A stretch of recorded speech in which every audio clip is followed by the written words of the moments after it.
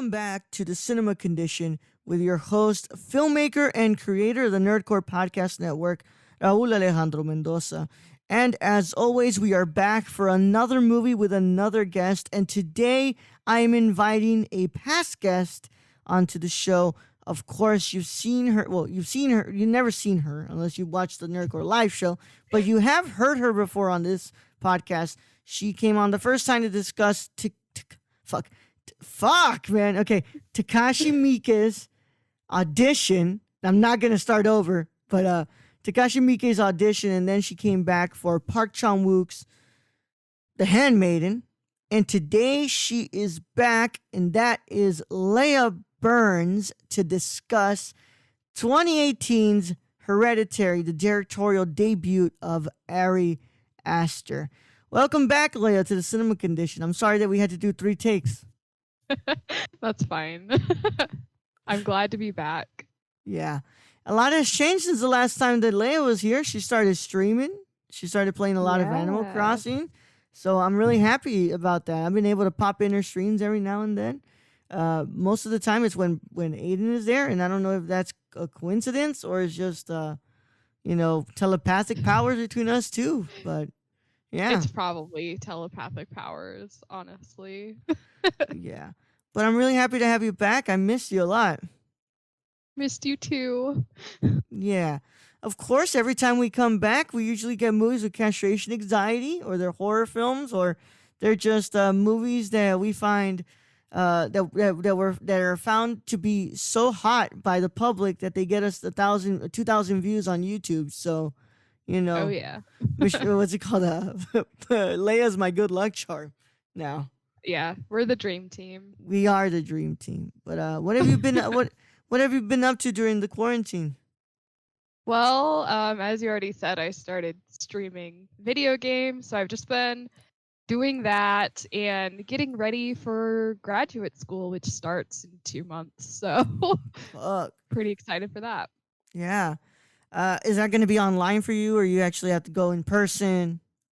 When I registered, they still wanted to do in-person classes, but they might change that. So we're gonna find out. Yeah, pandemic is definitely changing that. Yeah. Yeah, I have the choice between like in-person classes on certain days, and then it's all online on the other days, or strictly online, or with a what's it called, like everything is posted for you, or like a live streamed online version of the class. But yeah, I would love if they just did live stream versions of all the classes. Like, I feel like that'd be much better. Do them on Twitch so you can donate bits to your professor or something. Yeah. Oh man, you just have the Streamlabs robot in the back come up like, "Fuck, professor, you look really good today. Well, how are you doing? Yes, here are some money. Bang, bang, bang. Woo, woo, woo. Hello, hello, hello. Am I done with my quick characters yet? No, I am not. Hi, class. Hope everyone's okay." Yeah, I think that would work pretty well. Yeah, it would, huh? It would. But no, I'm glad you're doing all right, and I'm glad that I got you back. This isn't the last time the Leia will be back. We are going to... So, I have to kind of preface this and say that, yes, this was supposed to be the Blade Runner episode with Julia, but a cyclone hit Brazil, and her internet tower by her home was it was brought down. Like, it got torn down by the cyclone. Dang. So there's internet issues. So Julia was nice enough, I was nice enough to grant Julia a switcheroo with Leia here. So instead of Hereditary having to be next week, we are doing Hereditary today. And then next week will be Blade Runner. And then the week after that, Leia will be back to do Midsummer with us. Which honestly works out more in our favor because Leia didn't... I was like, yo... We're going to have back-to-back episodes, so that's back-to-back having to find a date. And also you got to watch the movies like in the span of a week as well. I mean, that's fine. I watch so much TV every day. Like, yeah, it's fine. I'm at 128 movies now I've watched in the whole year, and 3 series. So, as you can tell, I have no problem with having to watch movies. And I still got to watch I got to watch Memento tonight for the review tomorrow. And I also have to watch the Brazilian Western film that came out last year. This year it was released to the United States, Bacurau, which I rented. So I got a lot of stuff to watch before I kind of go to bed tonight. Well, I believe in you. Yeah. Make a podcast, they said. It's gonna be. It's not anything difficult, they said, right? Yeah. But it's okay. It's okay. But I do want to say, we are recording on the on July 6th on this Monday afternoon, and today we were met with the news that the maestro himself, one of the greatest composers to ever live, and my favorite composer ever, the amazing Ennio Morricone, has passed away at the age of 91. And if you never knew the work of Ennio Morricone, you probably heard his work in The Good, the Bad, and the Ugly, A Fistful of Dollars for a Few Dollars More, Cinema Paradiso, The Hateful Eight, Django Unchained. I mean, the list goes on and on. The Thing, that's one of my favorites of his scores. I love The Thing. John Carpenter's The Thing. So, Ennio Morricone has departed this earth, and he's gone to wherever the incredible artists of our times go after they die. And it was quite the news. I woke up, and then Brad sends me the what's it called, the message, and I'm like, son of a fucking bitch, 2020. Yep. He took away Ennio from us. So I'm probably gonna be rewatching Cinema Paradiso soon. I mean, I have it right here in front of me. It's in front of me because I have all my stack of Blu-rays right now on top of my PS4, which isn't probably the best decision. I don't know if that's good, but I have a lot of Blu-rays on my PS4. But I wanted to bring that up because, Ennio was a big part of not just cinema, but, kind of traversing, this blend of the importance of a score. Like, you could listen to a score and you didn't know that it was Ennio's. And once you heard those specific notes that he always does, it's like, oh shit, yeah, this was a Morricone score. But Leah, I don't know if you're a big fan of scores as I am, but I know you love The Thing. So I just wanted to bring that up.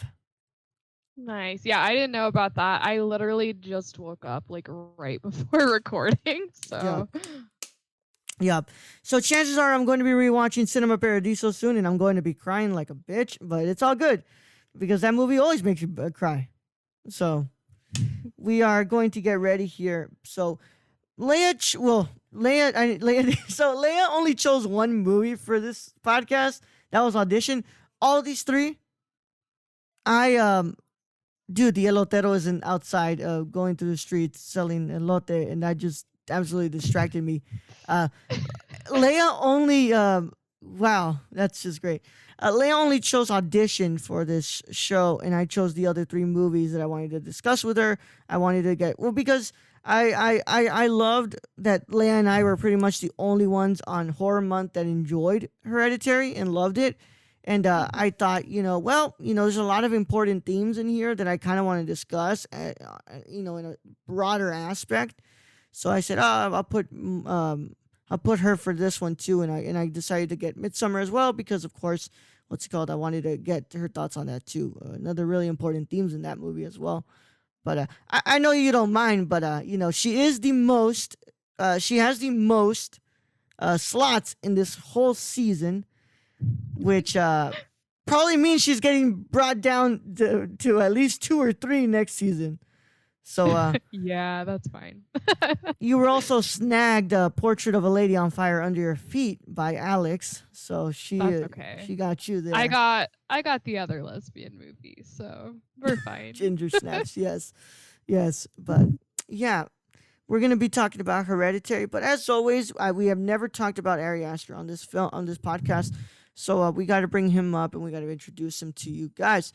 So, Ari Aster was born on July 15, 1986, and he is a filmmaker and screenwriter.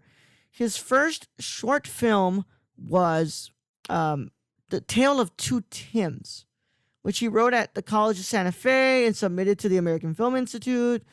So, it garnered him a fellowship, and he would go and do all that stuff at the conservatory. So then he would make a comedic short with his friends, his industry friends, called TDF Really Works.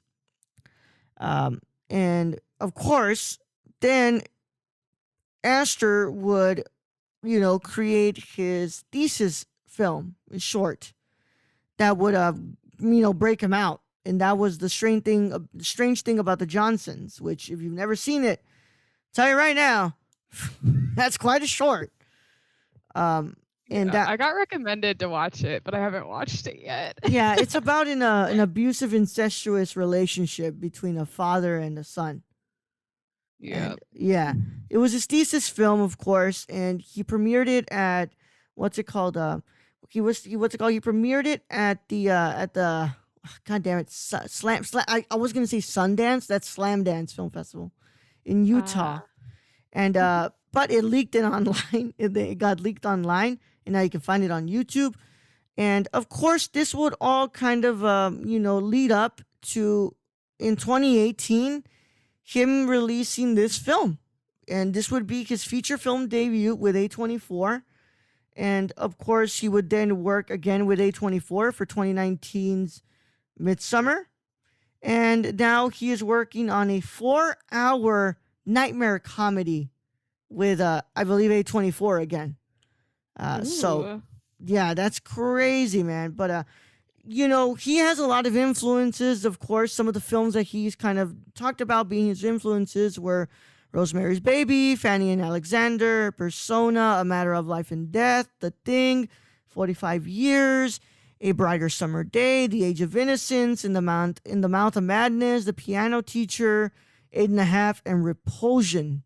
And he's also brought out, Come and See, and a lot of other Russian films as being very big influences to his work. But mostly his main influence is the same influence as Aiden, which makes me wonder why he doesn't like the guy at all. But Ingmar Bergman's cinema is one of his biggest influences. But that is the filmmaker known as Ari Aster, and I'm checking no actual awards or anything. I believe Midsummer won a what's it called, Independent Spirit Award, but it doesn't actually bring it up here. Somebody needs to update the wiki page, guys. But yeah, that is Ari Aster, and so I can't ask you why did you choose Hereditary, but I'll ask you, why did you agree to do a Hereditary with me, Leah? I mean, I love Hereditary. I saw it when it first came out in theaters, and I never go to the theaters. I don't like going to the theaters. I just hate being around people. But yeah, now after this, you're definitely not going back to the theater. Yeah, never again. But yeah, I was actually lucky enough to catch it in theaters, and it just blew me away. And it's hard to believe that it only came out 2 years ago, because I've watched it so many times in that time span. I'm just like, damn, I've watched it 10, 15 times within 2 years, but it's just really good. And the story's just always stuck with me. Every time I watch it, I discover something new, which is something that I look for, in the movies that I enjoy. I want to be surprised every time, So, yeah, I don't know. It's just really good. It's fucking good. Oh, it's an incredible movie. Was one of my favorites of 2018. And I gotta say, it's also one of my favorite directorial debuts. I mean, even Scorsese talked about how this was usually your first feature film, you don't really have a sense of control over all the aspects of filmmaking. And here Aster really seems to get it down. He knows what he has to do, and he's kind of being symbiotically working with everybody on his cast and crew really well to get these performances, get these camera movements, and all that stuff. So if you guys did not know, of course, this was a directorial debut. Of course, it was on a budget of $10 million. That's wow. That's for what you see in this movie. That's crazy for $10 million. But yeah, it looks really good. Yeah, it looks fucking great. So it's just funny how Aiden always has to come back out with this. Because Aiden was like, oh, some of the coloring was not done right. Like, that. I was like, I don't see it, dude. I don't fucking see it. Aiden is a purist. He always has been.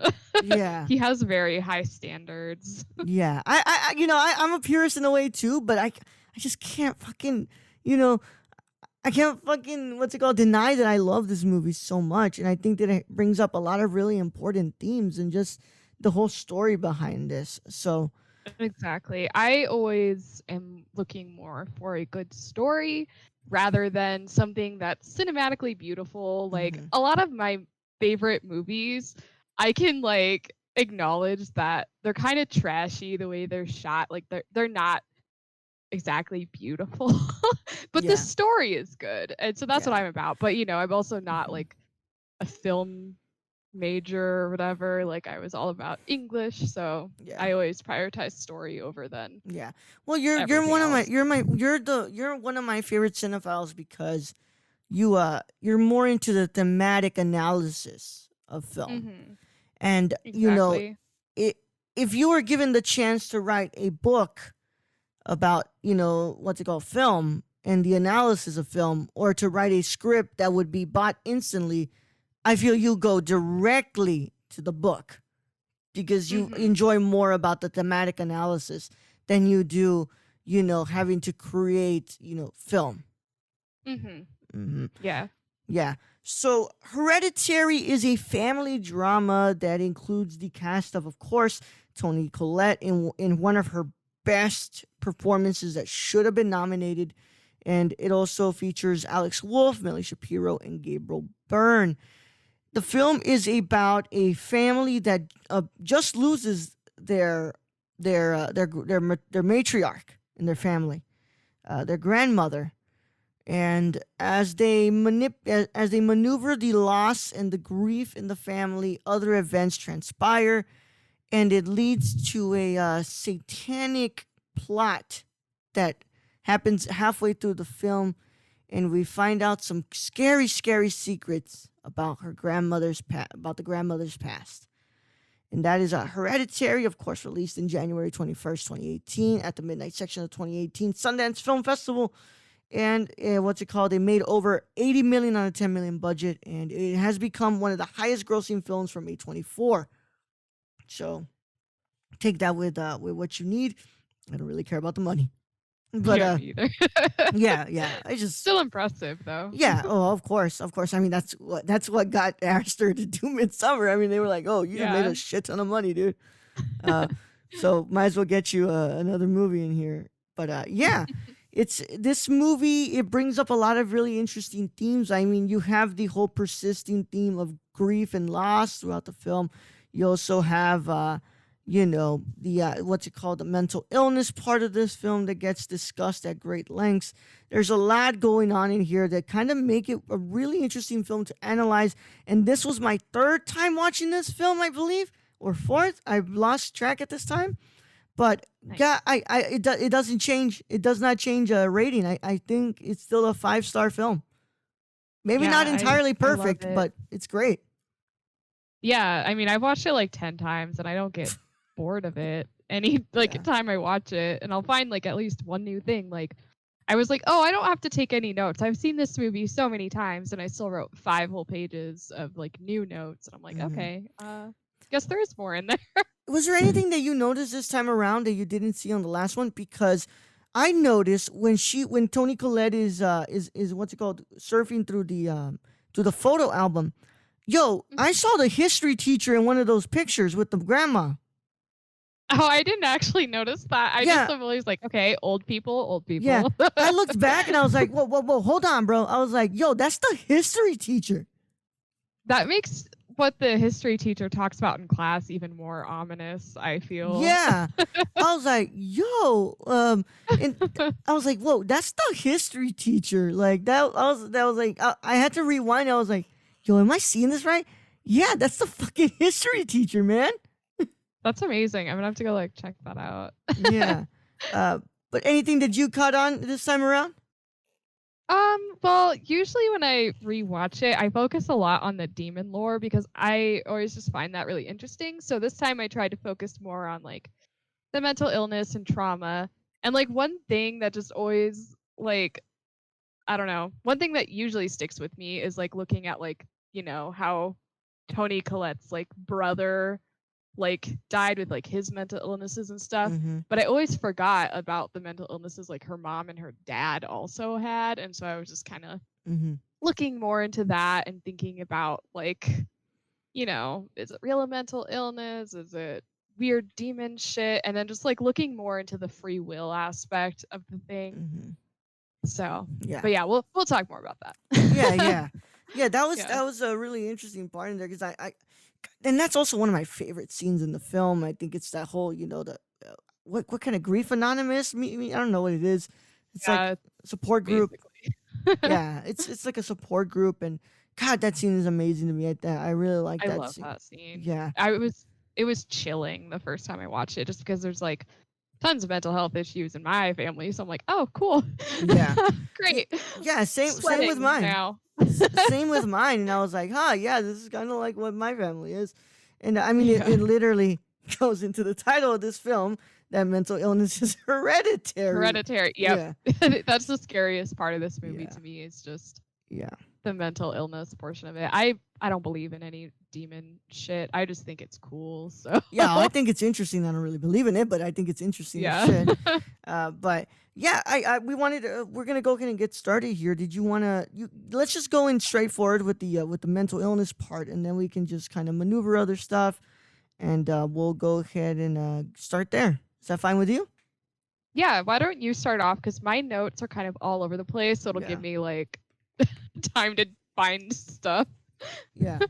Well, you know, so I mean, I don't want to start like with the easiest stuff like grief and trauma, but I do think that, you know, that one of the biggest aspects of this film, and it's something that I've talked about at a greater length in just what it is, but it's something that I've noticed, you know, not in just this film, but Aster's second film, which would be Midsummer, that we'll talk about in 2 weeks.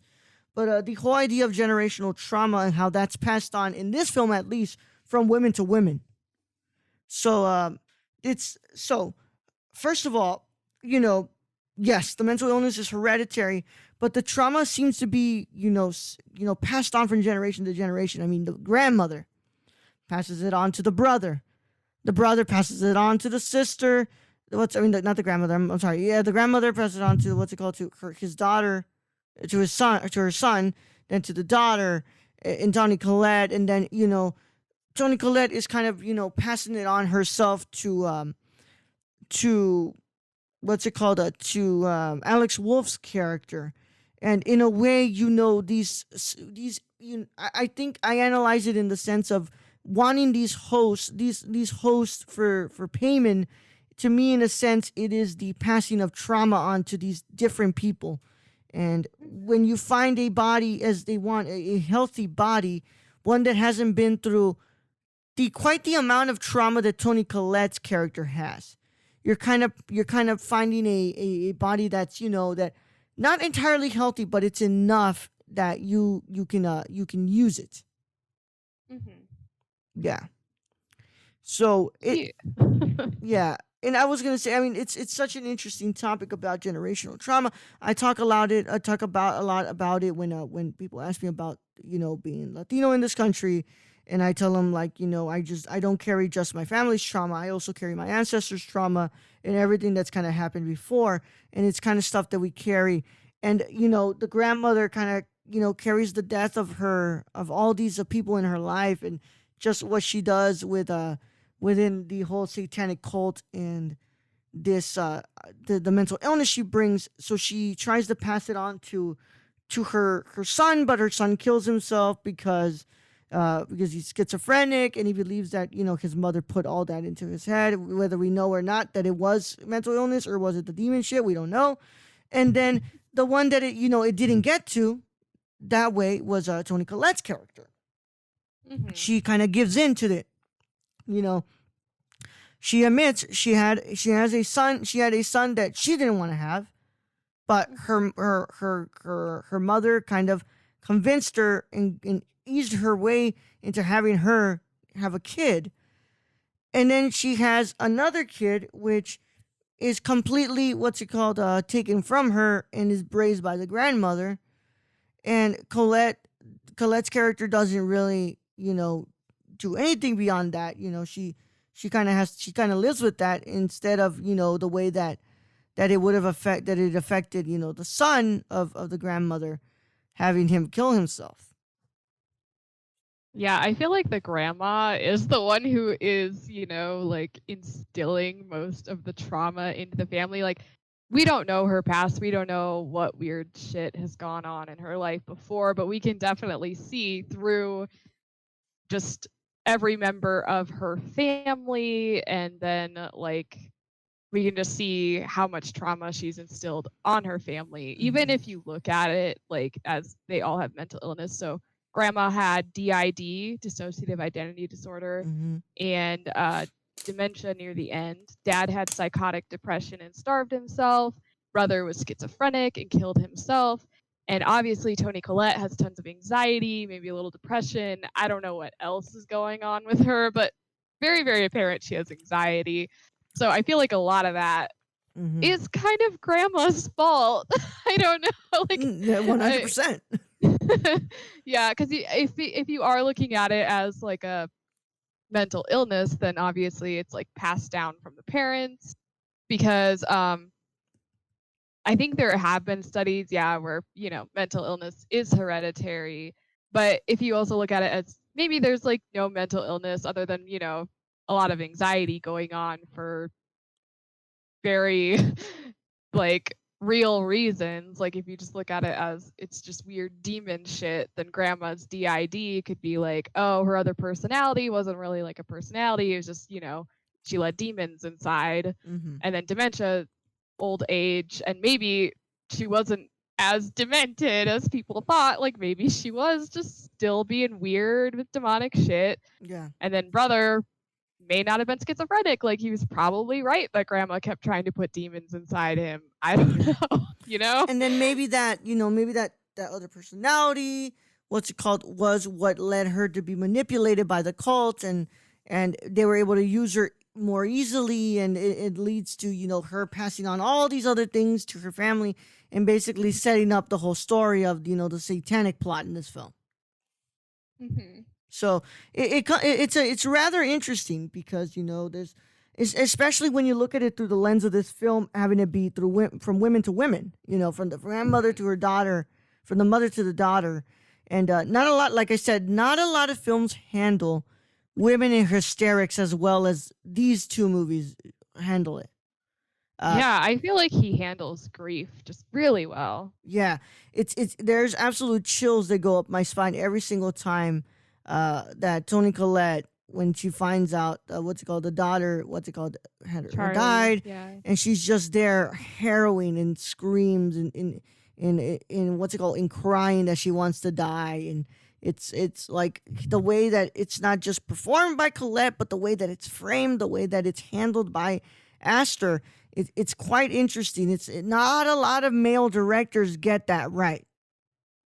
Yeah, I felt like that was portrayed really well, and that scene just always gets me too when you hear her finding the body in the car. Even though you don't see anything and you just hear her wailing, like I'm just like, oh my god, like I have chills thinking about it right now. My hairs are standing up right now. My hairs are standing up from my face and my arms. Yeah, but it's weird. I made my mom, my sister, like watch this movie. They are not horror movie people at all. And like they were watching it and my mom was like, why is she crying like that? And I'm like, well, some people aren't heartless. I don't know. Like, but so it's just kind of funny.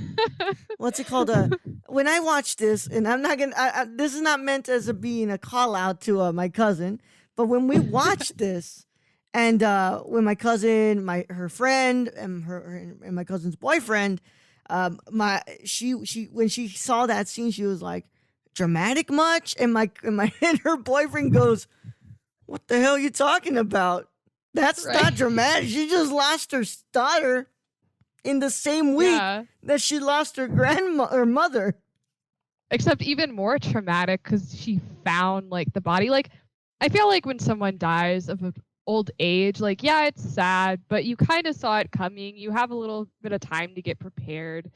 you know? So, and it's like the body isn't so decomposed. It looks more peaceful, but Yeah. poor Annie went out to a car. It was a normal day, was supposed to be a normal day, probably to get supplies for her miniatures, you know, and then you just find your decapitated daughter in the back seat. Like, that's horrifying. That's something no one should ever have to discover. You really can't have funeral services for a what's it called, a decapitated body, man. That's fucking crazy. Yeah, I mean, if you go the whole open casket route, then yeah, you definitely can't do that. Yeah, but... no, I don't think. No, I mean, hey guys, like, no disrespect to how you guys handle funerals and all that for y'all, but like, I would not have an open casket for somebody that got decapitated, at least in my family.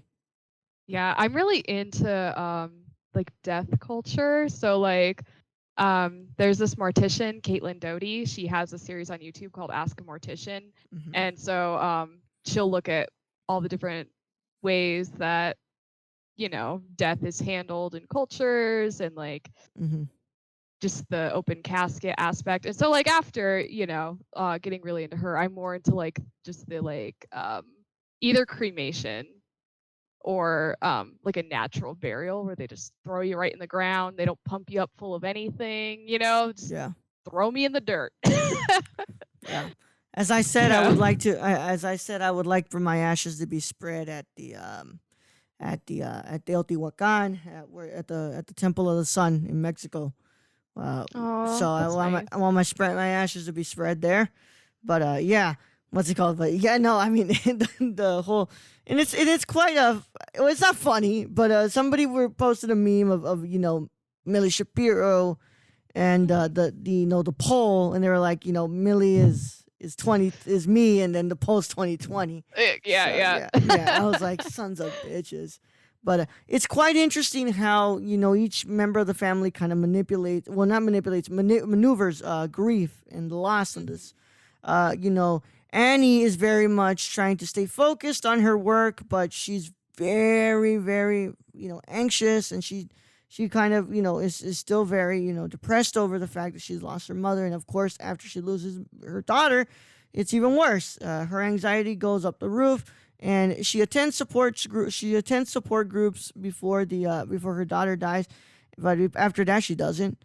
You know, she finds a friend, but you know, the friend seems to manipulate her grief to want to do this whole satanic ritual. And there's just a lot going on with Annie. The father is really, I mean, the what's it called? The husband is really just there. He's like, yeah. I feel like he was trying to keep things together because Annie's going off the handle. Peter's scared to walk into the house every day because of the way his mom looks at him and blames him for what happened. Yeah. And so I feel like his name's Steve. Yeah, Steve did his best, I think. Yeah. And I mean, like, maybe he didn't handle things amazingly, but he has a lot of shit going on too, so I feel for him. Yeah, okay, whatever. I mean, I think Steve is a fucking ass sometimes too. I love him. I feel like he was the only sane character. Sane? I mean, yeah, because, sure, okay, but when you're presented with all of this weird shit happening, he's the one who knows Grandma's corpse has been dug up. He sees all the weird shit going on between Peter and his wife, and he's trying to keep everything together. Yeah. But of course, his wife starts going on about demon shit. Like, how would you react?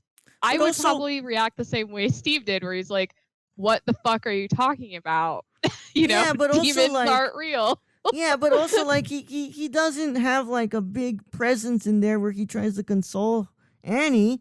I mean, he's kind of just like, you know, letting her go on her own way instead of being like, you know, like, I'm here if you need to talk or anything. It's like, I mean, I feel like he did try. There's scenes where he reaches out to touch her. He's making dinner, like he's taking care of things. She's the one who's pulling away also. Right. So like, I feel like, I don't know, he just seems kind of quiet to me. Like he doesn't seem like the type who would like go through huge leaps and bounds. And Annie doesn't seem like the type of person who would want that, since she's always pulling away every time he tries to comfort her. you know. And then of course, there is Peter, who was played by Alex Wolff. He is very much just into the drug, what's it called, marijuana, and that seems to Need be the an way. ass. Eating it. What's it called? What was that text in there? Bring that dick or something like. Yeah, like, bring your dick. What the hell, man? But yeah, he's into what's it called? Again, trying to get laid and smoking weed. Pretty He's much just a normal teenage boy. Teenage boy shit. And then of course there's Charlie, the daughter, who the fuck knows what she's trying to. She's just sad that her grandmother died. She wants her grandmother back. But also there seems to be some connection between her and the fucking spiritual world, at least. Yeah, I think for sure she's always had that kind of connection, and maybe grandma was the one who helped steer her in that direction. And I always wonder just how much she knows what's going to happen. You know, like it seems like there is some kind of knowledge, whether it's unconscious or not, that she is kind of, King Payman. Yeah. You know? Yeah, no, I agree. I 100% agree with you, dude. But yeah, it's quite interesting how all of them kind of maneuver their grief and loss. Of course, the one that the one that gets to it to the most is of course Annie. Annie's the one that can't really handle it that well, while everybody else is kind of trying to get through it. But once I feel like Peter didn't handle it very well either. No. But he has every right to not handle it very well. Yeah, but once, as you can tell, that once you see how at least the mom in the family starts to kind of show signs that she's not doing really well, everything else kind of starts to crumble beneath the foundation of the household. The father, what's it called, the husband starts to worry. Peter starts to worry too, and it really kind of brings in the mom kind of bonding everybody together. And if she's not doing all right, then of course Peter and Steve weren't going to be being able to follow. Yeah. So yeah, that's I wanted to bring that up as well, and that kind of covers the loss as well. But it's quite interesting because Aster does approach this as wanting to be a family drama, not more of a horror film, even though it is a horror film. But he said that he mostly wanted to make a family drama, and then in Midsummer he says he wanted to make a relationship film, and yeah, a breakup movie. Yep. And this is 100% the family drama. I mean, that whole kitchen scene, the dinner scene, that's 100% there. It's like that's one of my favorite scenes in this movie. It's probably one of the greatest acted. Good. Oh, fuck, man. So good. Yeah, how Colette wasn't nominated for this is absolutely bonkers. This was 100% a Best Actress nomination. I mean, she was on fire the whole time. I love her. The whole reason I watched this movie was because of her. Like, it sounded interesting, but then I started hearing bad reviews about it, and I was like, oh, maybe it won't be that good. But I would die for Toni Collette, so I'm gonna go sit my ass in this theater and watch it, and absolutely worth it. You want to bring up some more stuff about the mental illness, because we'll be going into commercial break in a bit, but you want to bring up any other stuff? I do just kind of want to talk about the way Peter handles the whole, Charlie dying situation. Because a lot of times when I show this movie to people, they're very, very quick to blame Peter for the way he behaves at the party. And to an extent, maybe he shouldn't have left his sister alone at this party. But he's also I feel like people ignore the fact that he's a teenage boy who can't think very well. He's high as shit. And teenagers can't make good decisions even while sober half the time. So I don't know, the way that he, after the accident, how he just drives back home and crawls back in bed. A lot of people are just when I watch it with them, they're just like, why would he do that? Why wouldn't he call somebody? Why wouldn't he do any of this? But it's I don't think unless any of us have been through that we can actually sit there and be like, oh, he should have done it this way, because you don't know how you'd react in that situation, especially high, panicking, and with teenage brain cells. I don't know. I feel like people are a little too hard on Peter. just throughout this whole thing. Another thing that people kind of bring up with Peter, mostly Alex Wolff's performance, which I think it's excellent. They always bring up the cry that he has, and it's like, how it's kind of like, it's like, wow, it's a little bit too exaggerated. It sounds like he's being a little kid, and it's like, he's a teenager. He's really scared about what's going on, and he's kind of tapping into that primal, childlike fear that comes out. So that cry gives me chills. It doesn't annoy me. I think that cry, it really does scare me. I'm like, you do actually have a kid who's actually really fucking afraid right now. Like, he has no idea what the hell's going on. Yeah, and I feel like a lot of people who go there are just kind of, I don't know, I think it's like ingrained in us as we grow older that like boys shouldn't really cry, And so like I think when people are like, ew, what the fuck? Why is Peter crying? Why does he cry like that? It's just like a lot of unconscious thoughts about, oh, boys shouldn't be crying. And they've obviously never heard a teenage boy cry because they sound just like that. Like, I don't know what to tell you. That's how they sound. That's literally how they sound, guys. Yeah. So I'm like, what the fuck, man? That's how teenagers cry. Yeah. So to me, I think that's like a societal thing where you're like, oh no, boys shouldn't cry. Boys should be manly. Boys should be strong, Yeah. And yeah, it's really interesting because what's going when he comes back from the whole accident, and he's just there laying down, and we have that shot with him just there, and as it turns from night to day, and he doesn't cry there, but he doesn't ever cry. He's in shock. Yeah, he's in major shock. He doesn't ever cry about the death, but he cries over the fear of what's going on with their mom and what's going on around the house and what's going on with him, because he has no idea what's going on. But it's interesting because you never see him cry about the grandma. You never see him cry about Charlie. He's just really, he's sad, he's down, but he's never crying. But once the fear comes creeping in, he starts crying with that, and you get that very primal type of cry from him. Yeah, you can definitely tell he tries to keep it together, but like that scene in school where he's just smoking weed with his friends, like the paranoia creeps in and he just fucking loses it, which I can relate to. Weed makes me really paranoid, but Yeah. I don't know. Oh, you don't know? I don't know. I used to have panic attacks whenever I would smoke weed, so I can't really do it anymore. Yeah. No, it happens.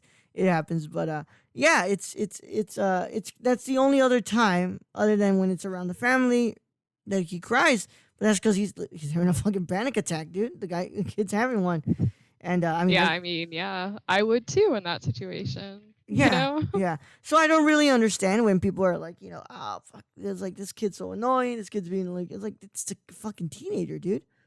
I really just don't think people have a whole lot of empathy for kids and what they go through, or like fully understand like children's psychology, I guess. Especially he is still a child. Like, yeah, he's a teenager. He looks grown up, but he's still a kid. Yeah. Especially a kid who was responsible for, what's it called? His daughter dying. I mean, his daughter died. His sister. Yeah. Yeah. Sorry, his sister dying. And and I feel like you're gonna have a lot of trauma in that situation. Like, I'm sure some people out there can relate in a way. Like, I'm sure they've been in accidents with their siblings or something like that. So having the weight of that on you, like, this was my fault? Like, I did this, For sure. It's heavy. I mean, yeah, it is heavy stuff, man. It is. And but that that does go into the whole trauma aspect of this film, and it's quite the ride. But yeah, it that really is. Fucking sure as hell is. But when we come back from commercial break, we'll be continuing our discussion on 2018's Hereditary. But in the meantime, please listen to these wonderful commercials that are created by different people on the podcast feed, on the Nerdcore podcast feed, the Nerdcore Podcast Network. So we'll be back right after these advertisements. Hey, I'm Rolando Mendoza, and this is Jabril Newton. And we are the hosts of High Flyer Radio. And finally, pro wrestling has come back to the Nerdcore podcast feed in the form of a show hosted by Jabril and I. And we talk about everything and anything in the pro wrestling world on Mondays at 3 p.m. Central Standard Time. Nothing's off limits. Whatever you guys want to talk about, if it's from AEW to SmackDown to Raw to NXT, nothing's off the table. We can talk about it. We're going to talk all about it. And if you can get it a day early, you should go to the www.patreon.com/thenerdcore and pledge to the tiers on there so you can get this show and a lot of shows days early before anybody else gets to hear it. But enough talking about it. We'll go ahead and see you there at the Squared Circle. Oh, yeah. Don't tap out. Tune in. Hey, it's Ashley from the Gamer Core. You may remember me from such episodes as Big Screen Mess, Mo Money Mo Platforms, and Brad Can Read. Tune in weekly as I blab with my co-hosts Raul the Nerdy Chicano and Brad the Random Germ about the latest news in gaming and gush over what we're playing at the moment. Oh yeah, and we got the deals too. Keep up with the latest deals in gaming and what's happening as I mediate Brad and Raul fighting like a married couple. Will Death Stranding ever come out? Will Cyberpunk 2077 live up to the hype? Is a next-gen worth a $500 console price tag? And has there ever been a movie adaptation of a video game that's been done right? It's all on the Gamer Core podcast, everywhere where podcasts are. Hey everyone, my name is Raul, the Nerdy Chicano, and I am the host of The Impaired Files. The Impaired Files is an interview show brought to you every Thursday on the Nerdcore podcast feed. And I interview people such as filmmakers, content creators on YouTube, and podcasters like Colton Geschwander. And if you want to listen to that early, a whole week early, all you got to do is go to the Patreon and pledge to the $1 tier. And if you want to listen to it with the general public, then go to the Nerdcore podcast feed on anchor.fm/thenerdcore. And the case is closed, but it's not classified. See you guys there. Hey guys, this is Brad, aka Young Yoda. Raul said I had to make an ad, so that's what I'm doing. It's supposed to be for Unstructured, but as you guys know, you can freaking catch me everywhere when it comes to this podcast feed. You can find me on the Nerd Cores, on Gamer Cores, on Nerdy Chicanos sometimes when I get lost. But for this particular one, I want you guys to go check out Unstructured. The Raul gave me free reign to do whatever I want to do. I don't know what he was thinking. So go hear me talk about LeBron James and Taco Tuesday, vaping, so many other freaking weird topics that chimichangas, that's a good one. Shout out to Deadpool. And yeah, I guess this is the end of the ad. So if you guys want to find me, you can find me all over the place on this podcast feed. Anyways, thank you guys for listening. I love you all. And nerd up. Hello, guys and gals, and you're listening to The Ladies of Nerdcore. I am your host, Daniela Nunez, and along with my amazing co-host, Ashley Garcia, we discuss many things like social impact, pop culture, political realms, and any controversy surrounding the Nerdverse. Tune in and listen to us bi-weekly on the Nerdcore podcast feed, and we will love to chat and hear your thoughts on our wonderful show. And thank you again for listening to The Ladies of Nerdcore. What's up, everybody? It is me, Raul, and I'm one of the hosts of the Nerdy Chicano Show. The Nerdy Chicano Show is a comedic show brought to you by Luis and myself, and it comes to you all every Sunday on the Nerdcore podcast feed. You can catch it a day early by becoming a Patreon and supporting us at the $1 tier. And I don't really know how to explain this show other than it's fun. We get to talk about whatever we want, and it helps you move on in the week. So if you want to catch the Nerdy Chicano Show every Sunday at 8 a.m. All you got to do is go to anchor.fm/thenerdcore, and we'll see you there, baby. Hey, everyone, I'm Raul. And I'm Brad. And we're the hosts of the Nerdcore Podcast, the podcast that talks that nerd. Not on this ad, right? Not and on this one. We come to you every Monday, Tuesday, and Saturday. On the Mondays, we talk the news. That's the box office, the news of the week, and your trailer talk if there is any. And on Tuesday, we have our theme review. And on Saturday, you have a Saturday morning review, usually movies that have come out in the week or anything we want to talk about. Right, Brett? Exactly. Whatever we want to talk about, this is our show. If you don't like it, then you don't have to listen. We're the flagship show of the Nerdcore Podcast feed, and we can be found everywhere you can listen to podcasts like Stitcher, Apple Podcasts. So if you want to talk that nerd stuff with us every Monday, Tuesday, and Saturday, make sure you tune in. And Brad? Young Yoda out. Welcome back to the Cinema Condition. As always, I want to thank you all for listening to those commercial breaks. and I really do appreciate it. They're made by some really wonderful people who make podcasts on this network. Of course, right now, the only podcasts that are active on the network, because we are literally in a full-scale pandemic, are the Nerdcore Live Show and the Nerdcore and this show. But don't worry, we're trying to get back on track, but I'm also not forcing anybody to do anything right now that they don't feel like they need to be doing because of the pandemic. So no worries on that. But if you want to go to anchor.fm/nerdcore to listen to those shows, of course, you get this show is also available on there, but it's more like a rerun. So you guys are, if you're following along on the Nerdcore podcast feed, you're really behind on these episodes. Like, this is where you should be listening. This 100% should be where you're listening because you're really behind. But no worries. Go to that podcast feed, leave a rate and review on the podcast, on the Apple Podcast page, please. It helps the show get found. The shows get found easier. Be found easier. Fuck, I can't English today, motherfuckers. I can't. That's okay. It's hard. Yeah, I know. That's what happens when Spanish is not your first language. Spanish is your first language. So, yeah. Yeah. So that's that. And we're back discussing Ari Aster's Hereditary with Leah Byrnes. And we're going to go ahead and continue on this conversation and see where we finish off. But yeah, Leah, you said you wanted to bring up about free will. Yep. Free will and determinism. So one thing that I think is interesting whenever watching movies and there's like a classroom scene is you listen to literally everything going on in the classroom because usually that's your outline for a lot of the themes in the movie, which is kind of one of my favorite tropes, just like picking up little things out of the classroom and then applying it throughout the whole thing because I'm a nerd. But yeah. So the thing that they're talking about in the very first classroom scene that Peter's in is they're talking about Heracles and whether he had any choice or not in what happened to him or whether everything was fated. And so I think it's interesting to look through this movie and like see if any of the characters have free will at all, like, or, you know, was everything handed to them through fate or through biology? Like, did they have any decisions? Like, could they actually make free decisions at all? You know? 100%.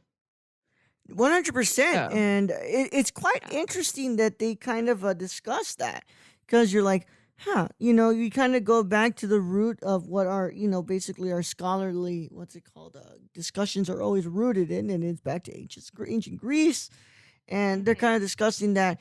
And then I believe the next thing that they talk about in the classroom was the economic collapse in the late 20s and in the early 30s, and but you know, for you to start with, you know, Heracles and all that stuff, you're like, wow, damn, okay.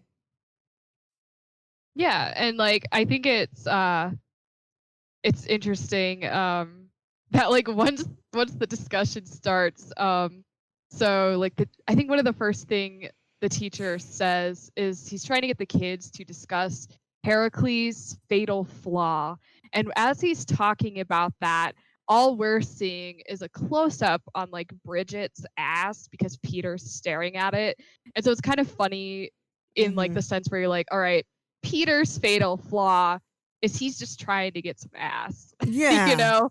And This is that's all he's focused on is because he's just a teenage boy, right? So he's like, I'm just here to smoke weed and get pussy, basically. Yeah. It's like, so this he's is the not guy who's seeing supposed to everything else that's going on around him, which is something like, you know, one of the other kids brings up because they're like, is it less tragic if Heracles had a choice in what happened to him, or is it more tragic? And the kid's response is something along the lines of, well, I think it's more tragic because he like ignores all the signs that are being handed to him the whole time.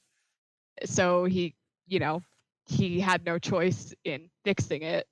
So I think that's interesting to look at when looking at Peter, is because you're like, okay, did he have these choices, or because of his biology, which is, you know, focusing him on weed and ass, like did it blind him to everything else in his life? Like, was he always fated to make those decisions just based off of his biological needs, or like the way he's raised in his environment or, demon shit. Yeah, it's funny because it's like the fatal flaw, him being just wanting to be a teenage boy, but it's like it's supposed to be the guy who's gonna be the inherent host for King Payman, and his fatal flaw is that he's just a teenage boy who wants ass, not ads. He wants ass and he wants to smoke weed all the time. Yeah, exactly. So yeah, I think just a lot of things. What I've been thinking about most when doing this rewatch, it's not something I've really thought about a lot, is just, did they have free will? Do any of us have free will, or are we all just slaves to our biology and environment, Yeah. And so like you can say they had free will, or you can go with like hard determinism, whereas they didn't have a choice whatsoever, just based off of all of those factors. Yeah. Or you can do like the middle ground with like soft determinism, where you're like, well, you can have a choice, but most of your behavior will be subject to some sort of biological or environmental pressure. Mm-hmm. So I don't know. I think it's fun to look at the movie like this. So what do you think? I think it's a mix. Of course, it was always determined for Annie to be the host, but it didn't work out. So I think that they just decided, you know what? I think in the first half, they're like, yep, it's gonna have to be Annie, and then the second half of the film, they're like, Annie is too unstable. This can't happen. It's gonna have to be, Peter. So I think in a way it is determined, but as well there is a bit of free will. But I mean, if you look at it through the lens of the film, what's it called? Peter getting in that car, having to take his what's it called? Having to take his sister to the party, not having the EpiPen on him. Also just that blue strobe of light. Like there has to be some form of determinism in here at one point. Like Exactly. It can't all just be free will, because if it was free will, Peter would have just said, "Fuck it, don't just go back inside. I don't give a shit what mom says. I want to go get ass and smoke weed, and god damn it, I'm gonna get it that way." Yeah, I feel like there are maybe some elements of free will in a sense, but I think for most of this movie, it definitely is determined in some way. And I think you see that a lot, like in the beginning when Charlie is talking to her mom about how grandma wanted her to be a boy, and she mentions to her mom, like, what's going to happen when you die? Like, she's not saying, like, if you die, like, if I were to lose you. She's like, when you die, what's going to happen to me? Which kind of, like, leads me to believe that Charlie had some sort of unconscious knowledge about what's going on, probably because her grandma has been, preparing her to be the host, even though, like, she wanted Charlie to be a boy.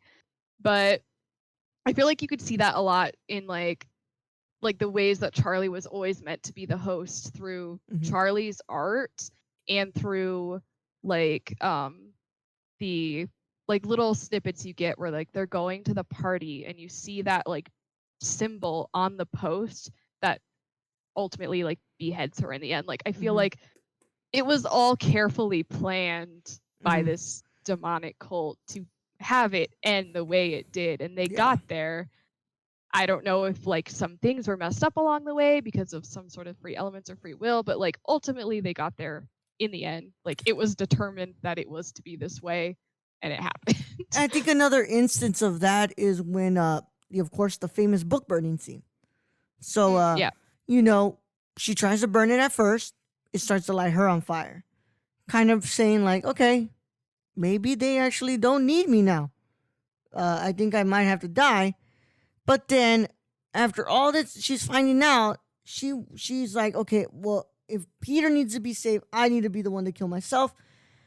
But then it's kind of like with Steve getting burned, it's kind of, I think it's Payman, or what's it called, the grandmother, kind of be like, no. We still need you. You cannot die. You were determined to be somehow included in this, so we're not going to kill you. we're gonna kill the Steve.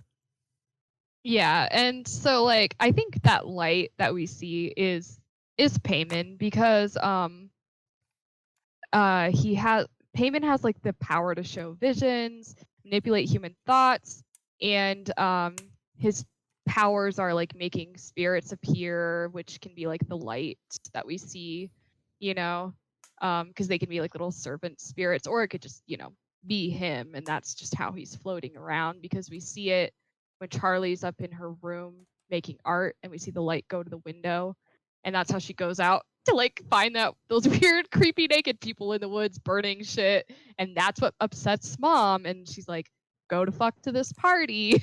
You know, like I feel like everything was carefully put in order, and yeah, I think that was definitely Payman like entering Annie at one point too, but I don't think Annie was ever meant to be, you know, the host. Like it was always meant to be Charlie and Annie's brother before Charlie, but Annie's brother severed that when he killed himself. Mm-hmm. Yep. Yeah. So that just kind of of course there's also another that's done. Is that it for the free will stuff, or do you want to? Is there anything another example? I think that's it. I think I got it. Yeah. Yeah. Okay. Well, I was like, there's another example. I'm not, and I'm trying to think of another one, but no, I do agree that kind of everything is kind of perfectly planned to kind of lead up to that ending, which is really weird when I hear people saying like, "Oh, that ending really came out of nowhere. Like it doesn't make sense." I know. It's like, motherfucker, you haven't been paying attention. I mean, definitely the first time I watched it, like I wasn't expecting some weird like King Payman demon shit right at the end. You know, I was like, weird paranormal things are happening. Like obviously it's some sort of demonic activity, but like I didn't know to the full extent the way things were rolling until like I finished watching it. And then like at first I was like, what the fuck? But then I started thinking back about how everything was put together, and I was like, holy shit, and like had this whole big epiphany of like everything I'd missed, you know, and I was like, Yeah. I can't wait to rewatch this. Yep. Yeah. Exactly. But Yeah. the other part that I kind of want to discuss is really the way that Annie she uses her trauma to kind of influence the art. Of course, she makes miniatures of her mother. There's that memory of Annie breastfeeding Charlie, and then the grandmother's in there. Trying to breastfeed too. Trying to breastfeed too, which is really fucking weird. And then there's of course the scene of the of what's it called, of Charlie's murder that she uses. And then really everything, when everything kind of comes to that climactic part where Annie can't really take it anymore, she destroys her stuff because the trauma is too much to endure. And you really are seeing the way that kind of, yes, it's kind of what has always been said, is that what happens in our lives, it really does influence, especially on the artistic side, what we write, what we create, and all that stuff. So in a way, of course, it would influence Annie to kind of be doing this. So if it is her way to release her anxieties, or if it's her way to kind of cope with it, then of course their trauma would be influencing the art in here. Yeah, I think that scene where she's making like the reenactment of the accident, like I was like, girl, like I was kind of with the dad on that at first, and I'm like, that's really fucking insensitive, like if Peter walked in and saw that. But like I know that's also her way to like process what happened and try to piece together what happened, you know, to make sense of it. But yeah. Yep. And I was like, first of all, when he said that, I was like, I haven't seen the kid even look in the direction of the workshop. What the fuck are you talking about?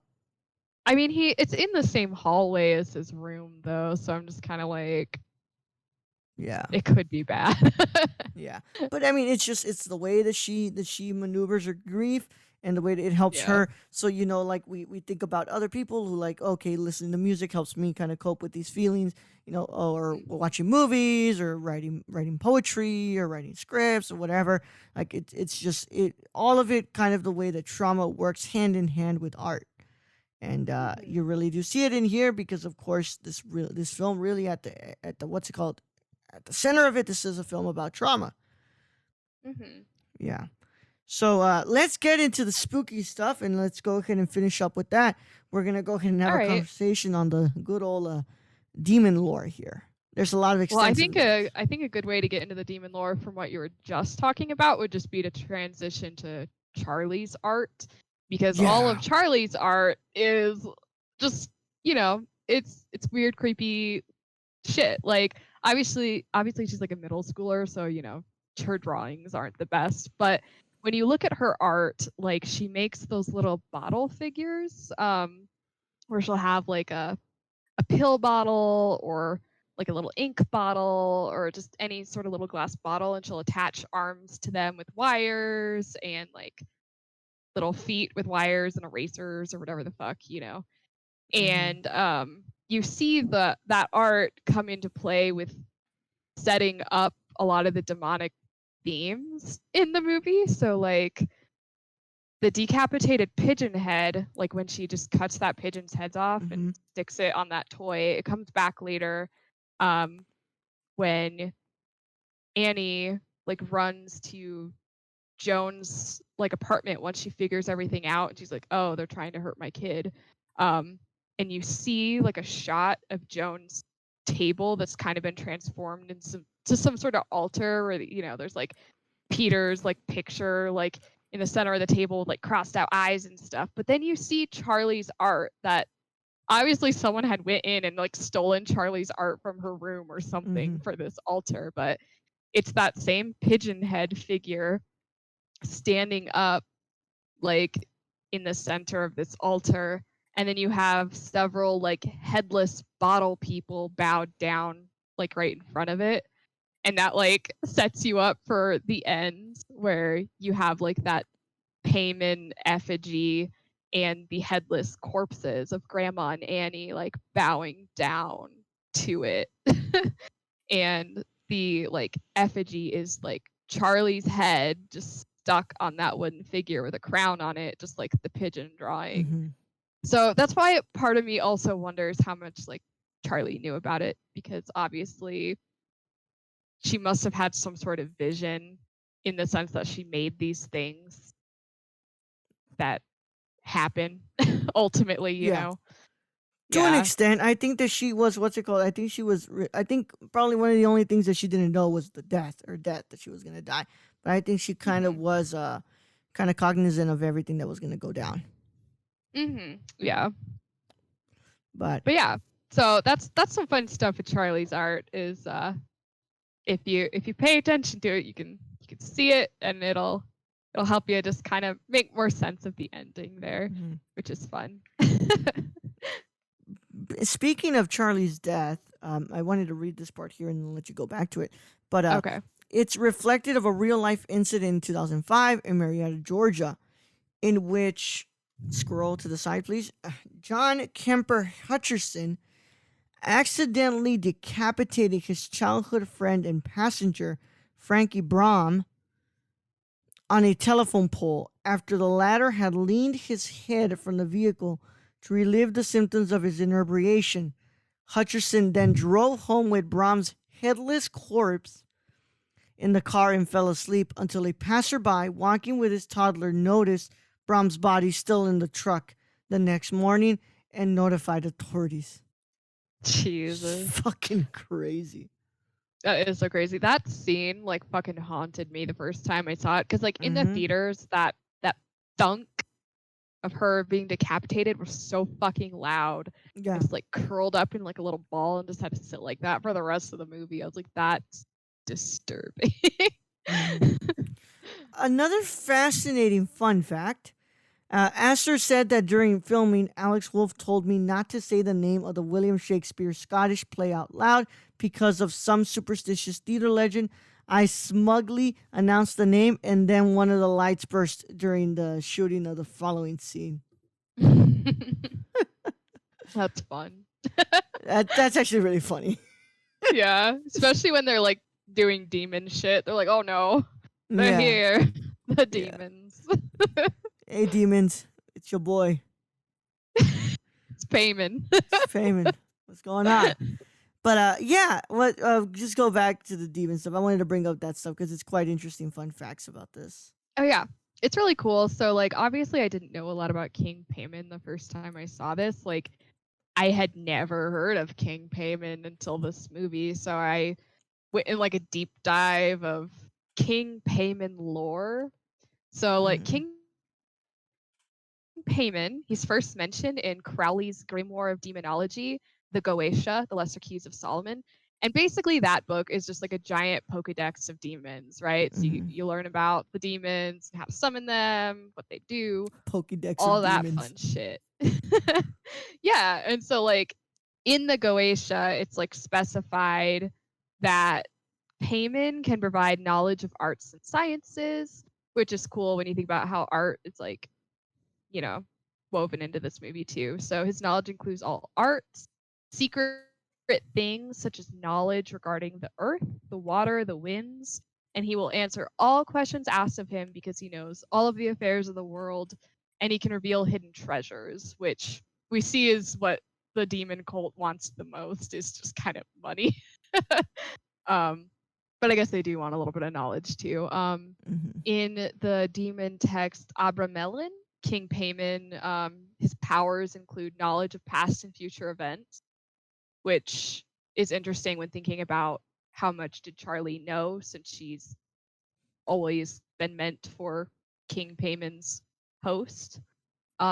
Clearing up doubts, making spirits appear, creating visions, acquiring and dismissing spirit servants, reanimating the dead for several years, flight, which we see, remaining underwater indefinitely, which I think is the coolest power, and that should have been in the movie somehow.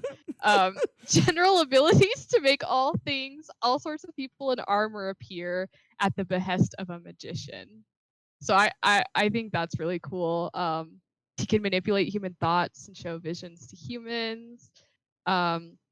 He has 200 legions of demons under his rule, which is pretty cool. He's very loyal to Lucifer. And he's very effeminate looking. So he's described as manifesting as a man having a woman's face. And in the movie, when she's reading about Payman, if you pause it and just read that whole page there, you'll see in that page that it talks about how, like, yeah, he's effeminate, but he covets a male body. He'll get mad if you offer him a female body, which I think is why, you know, when he's in Toni Collette's character Annie, like shit just gets really weird with like the sawing off the head and, you know, dunking the face up against the ground, you know. Yeah. Let's see what else. He rides a dromedary, which is that Arabian camel, and you see that in the movie too, in the little drawing when she's reading about King Payman. He's riding a camel, and he has like that weird wooden staff that has like the hand on the end. And you can notice when he's sitting there on his camel, he has 3 decapitated heads just like tied up on the camel. Fucking which brutal. is pretty cool. Yeah, you can just see that right in the movie. It's cool stuff. And I think the reason for like the decapitations is here. There's like 3 different texts that mention it. It's the Goetia, the Pseudo-Monarchia Daemonum, and Dictionnaire Infernal. They warn that if King Payman has to appear alone, then a sacrifice must be made for Bebal and Abalam, which are 2 kings who serve under him, but they don't always accompany him. So I think that's interesting that, you know, like the sacrifices aren't really for him, they're for his lackeys. Let's see. What else? Oh, his entrance is preceded by a host of spirits who play trumpets, cymbals, and other diverse instruments. And you can hear that in a lot of the music in the movie, especially in the end, like how discordant that music is when they're up in the treehouse and like the ending's revealed. Yeah. That shit, like that's King Payman shit. Like they weren't just doing that to be a little spooky. Like it's King Payman shit. He's connected to the Tree of Death, which I think is really interesting that it ends in the treehouse and that Charlie's always sleeping in that treehouse, even when it's, you know, cold as shit, and she really shouldn't be doing that. I read some stuff from like demonologists, like, and diviners and witches, because I wanted to see what their thoughts were on the movie. Like, obviously, like, I'm not into this shit, but a lot of these people like actually believe in it, so I thought it'd be cool to hear what they thought. So there's a guy, Dr. Alexander Cummins. He's a historian, but also a diviner. He says summoning Payman would be a really difficult process. So you may have to do some demon managing, because Payman is listed as one of the 4 kings of hell in earlier grimoires, but in the movie they talk about him being like one of the 8 kings of hell. Yeah. But Dr. Alexander says that in order to get to King Payman, you would have to appeal to the correct order of demons first to ensure that like they will actually obey you. So he says this type of conjuration of spirits can involve a potentially complex navigation of the bureaucracies of hell, compelling lesser spirits to do one's bidding by resorting to the names of their superiors, which I think can be pretty interesting if you think about how Yeah. Annie's brother died, because he's like, Grandma kept putting people inside me, you know? Yeah. Grandma So that obviously could have didn't. been part of the process. Yeah. Grandma obviously didn't know who to go to first, so she thought that she could just go straight to Payman. But no, Yeah. you have to go to Jim next, and then to Paul second, and then yeah, you yeah. know, Then you'll work your way up to Payman. the Payman. Yeah. So it says all the demons in the Goetia, the only one it says you have to have an offering for is Payman. So the offering that they give him, you know, Hereditary, was the physical body and like the decapitated corpses, you know. Mhm. So I was looking at, let's see, occult expert Mary Bargus. She says that symbolically, in taking off one's head, you're surrendering your ego. So what's left is your heart. So like the decapitation symbolizes detachment from ego that leads to deification and sacrifice. Mhm. So like you see that a lot in the East, like in Hinduism with decapitation. And so like in the East, decapitation is similar to crucifixion, because if you're suffering for others, it'll turn you into a god. So I thought that was a really interesting way to look at decapitations too. Mhm. But yeah, Yes. that's a lot of the demon shit.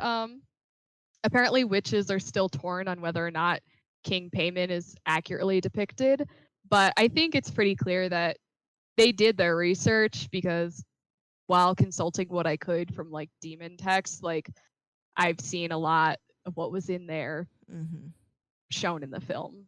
Yeah, I mean, it just shows how fucking prepared, and it's great. It's just because Colette was like, I've never. She said she had never worked with a director that was as prepared as Aster. So it just shows like he did his research. Yeah. Yeah. And like I guess like one other demon thing I forgot to do. So like all those weird inscriptions like on the walls. So there'd be like Satany and Zazis and Liftoch Pandemonium. Yeah. Yeah, so like if you pay attention to those and look those up too. So like Satany is part of a ritual of necromancy. It's a word of power to command the dead and like bring back a spirit to the world. Mm-hmm. So Satany, I think that one was written in Charlie's room, which makes sense for, bringing her spirit back. Zazis, I can't remember where that one was written. But so like this comes from like Aleister Crowley, the guy who wrote the Goetia. He has like a story where he's just hanging out with a buddy, summoning demons, something normal dude bros just do in their free time. And they were invoking a demon named Choronzon. And part of like the thing to like summon him is you have to say Zazis like a couple times. And so he like did that, and that's how they got their buddy Choronzon, I guess. So I think it's just some sort of demon summoning word, which makes sense. I also I used to like play with Ouija boards a lot when I was younger. And I remember like my friends and I were like kind of creeped out because like I didn't fully understand like the science behind Ouija boards at the time. It was like my first time using one. So we were Googling like why is my Ouija board moving? You know, like dumb shit like that. And we found like something about some demon named like Zazus. Like there was this whole story about how they summoned some demon named Zazus or something, and it like haunted them and like destroyed their lives or whatever. And we're like, oh, neat. So I always think of that. I'm like, oh yeah, Ouija board days, good shit. Yeah. And then the last one is just Liftoach Pandemonium, which is the last one you see pop up near like the end of the film, and that just means open up for the demons. So it's just a right to invoke demons, which makes sense. Yep. All right. With that, is that it? Is that it for the? Yeah, I think so. Yeah, there was a lot. There was a lot of demon shit, but we got it. All right. With that being said, that is the end of our conversation on Hereditary 2018. And as always, I mean, Leah, we didn't get to talk about castration anxiety today, but it was a lot of fun having you on. I mean, beheading, castration anxiety, same thing. You're reaching real hard, girl. Don't worry about it. It's there. I know it's there. Well, Leah will be coming back. Leah will be coming back. I always forgot. It's not Leah. It's Leah, right? Yeah. Yeah. It Well- doesn't matter to me though. Oh, okay. All right. Well, Leah will be returning for Midsummer in 2 weeks, but I want to thank you so much for coming on. I mean, it's always fun when I bring you on. Yeah. Dream team. Dream team, right? It's dream team. Yeah. Yeah. Nobody else can do what we do here. Nobody else brings up castration anxiety. I will mention it every time. I Yeah. guarantee it. But yes, thank you so much for coming on. And as always, can you let the people know where they can find you? Yeah, so I'm on Twitter and now Twitch at Lumpy Space Bitch, but the I in bitch is a 1. Yeah. But yeah, I'm on Twitch now streaming. I'm doing variety games, but you'll see me playing a lot of Animal Crossing, Stardew Valley, dating simulators like Dream Daddy and How to Full Boyfriend, and right now we're doing Night in the Woods. I love that you still do the Dream Daddy one. That's funny as shit. It's great. Yeah. They're so cute. Yeah. And as always, I want to thank anybody for who's listening to this. As always, you know you can leave a rating review on your podcast app of choice, mainly Apple Podcasts and Stitcher, please, guys. And go ahead and follow Leah where she told you guys to follow her. And I want to thank you all so much for supporting this show and really the first season, because we're going to be doing more episodes as the season ends. We'll be taking a break and then we come back for the second season. But I want to thank you all so much. This was awesome, and we this was such a fun time getting to discuss one of my favorite horror movies and one of my favorite directorial debuts. So, as always, you can find me at The Nerdy Chicano on both Instagram and Twitter. And thenerdcore.com. I'm slowly getting through all my 75 films from Asia reviews that I hadn't written yet. I'm at 7 out of 11 right now, so I need 4 more, and I'm going to be done with them, and then I have to finish watching the other movies. But I'm also going to be doing video reviews on my YouTube channel, so you can go find my YouTube.